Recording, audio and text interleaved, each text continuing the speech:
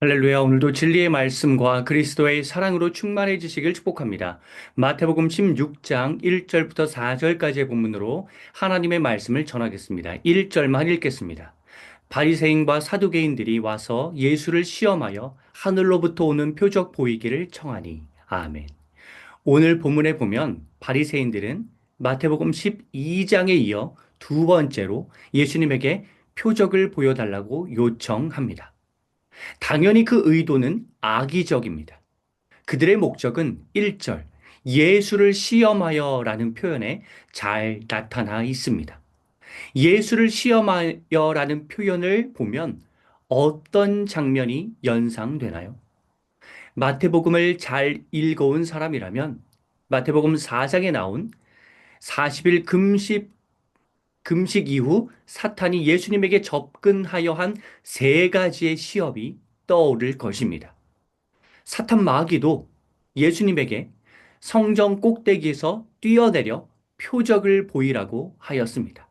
그렇다면 예수를 시험하여 라는 표현은 무엇을 말하는 것일까요?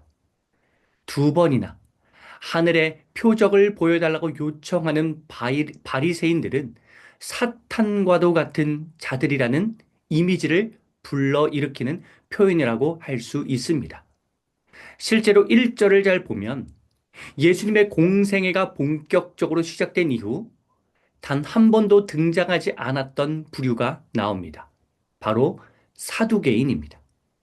율법 해석력과 백성들의 신임 측면에서 예수님에게 완전히 밀리고 있는 바리새인들은 마태복음 12장 14절 예수님을 죽이려고 의논하고 있습니다.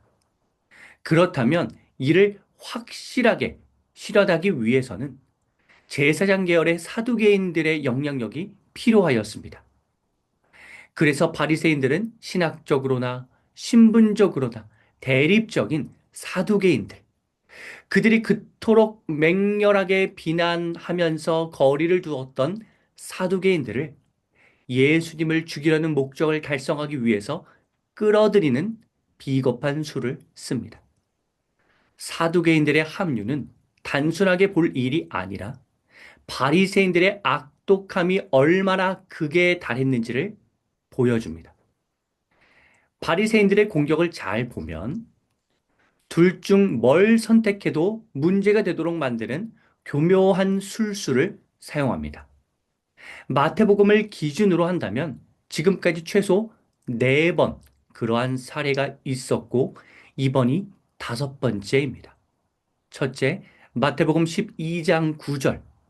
안식일에 손 마른 사람을 치유하면 안식일법을 어긴다고 걸고 넘어질 수 있고 치유하지 않으면 사랑이 없고 능력이 없다고 비난할 구실이 됩니다.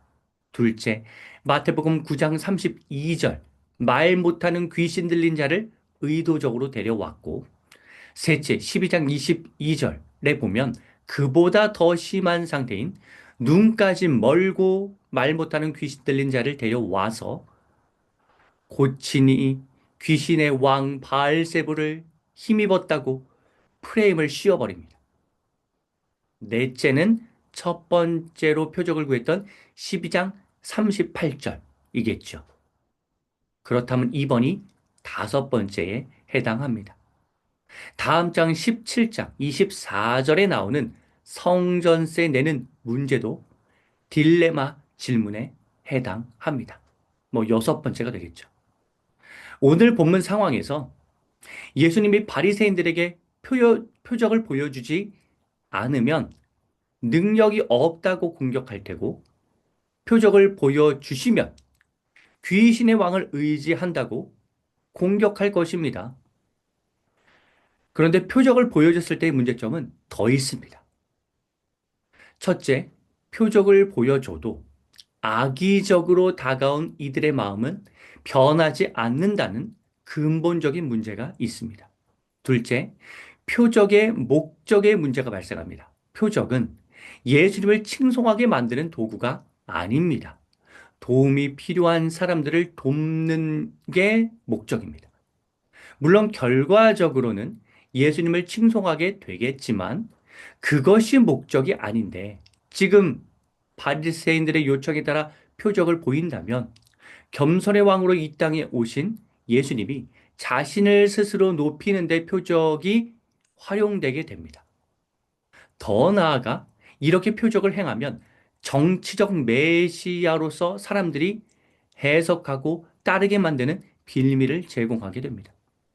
셋째, 표적의 주체가 뒤바뀌게 됩니다. 표적은 하나님이 원하실 때에 나타납니다. 하지만 바리새인들이 요청했다고 해서 표적을 행하면 그건 표적의 주체가 바리새인이 되는 형국으로 흘러가 버립니다. 심하게 말해서 예수님이 바리새인들의 꼭두각시가 되어 버립니다. 자, 이래도 문제, 저래도 문제인 상황에서 예수님이 하신 답변과 행동은 오늘 본문을 전반적으로 분석했을 때 이미 표적을 보여주었다라는 그러니까 둘 중 하나의 선택이 아닌 제3의 설명을 하시고 그 이후 떠나가심입니다. 바리새인들은 기상을 관측하면서 날씨를 예측할 수 있는 해안과 지혜를 갖추고 있습니다. 어떤 현상을 보면서 명확하게 분석할 수 있는 능력을 갖고 있습니다. 그렇다면 지금까지 예수님이 보여주신 수많은 표적을 보면서 예수님이 바로 하늘에서 오신 하나님의 아들 메시아라는 사실을 인지할 수밖에 없습니다. 그들이 교만해서 받아들이지 않을 뿐이지. 지식과 능력이 부족해서 인정하지 못하는 건 아닙니다.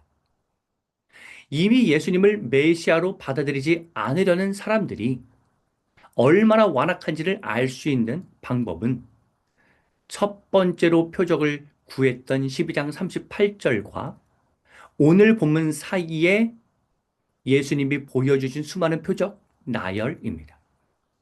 오병이어, 칠병이어, 심지어 물 위를 걸으신 사건이 있었습니다.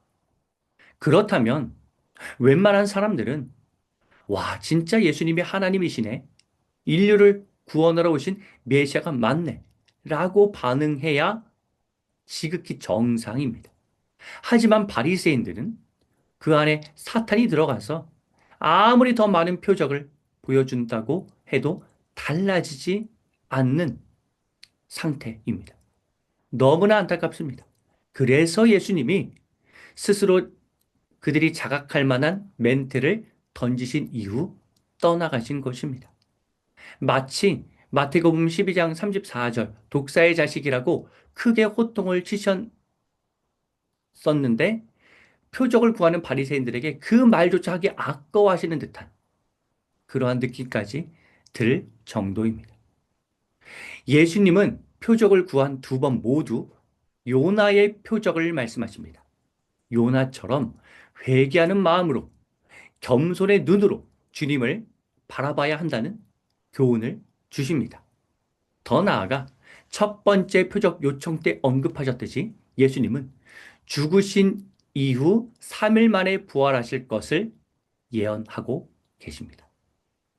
사랑하는 성도 여러분, 표적을 구하는 모습이 아니라 예수님이 지금까지 우리에게 베풀어 주신 수많은 기적을 한번 떠올려 보면서 우리의 유일한 구원자이자 소망되신 주님께 감사와 영광을 올려드리길, 하나님을 더 신뢰하길 하나님께서는 원하십니다.